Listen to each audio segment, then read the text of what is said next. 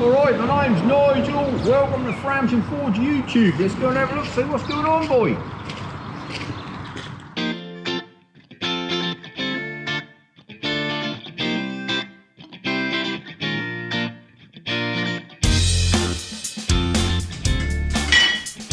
Hiya, welcome back to Fransham Forge. We're going to have a fun Friday. I'm going to do a little bit of playing around so I can show you so you can have a go at this during lockdown. It's a bit of fun.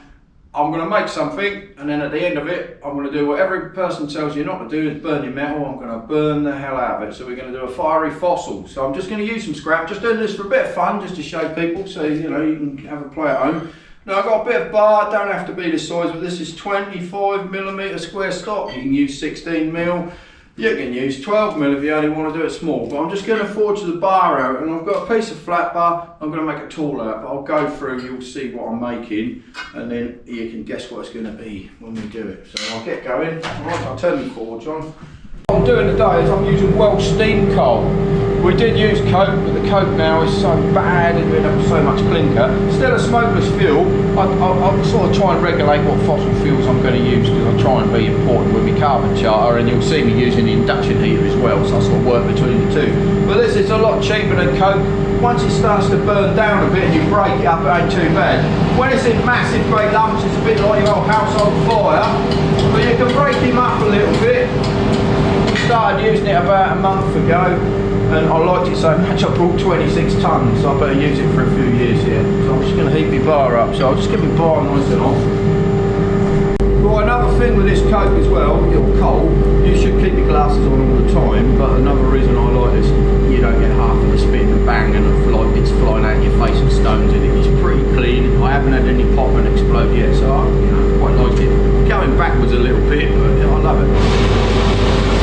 The forge on this is my favourite hammer, Lancelot. It's a 200 weight massive clear space. We're going to draw a taper out on this hammer. I'll just turn it on. Yeah, the nice thing about this hammer is the die size, because the dies are a nice size. Look, you get a really nice pallet size. 6 inch, or 6 inch, you get a nice draw out.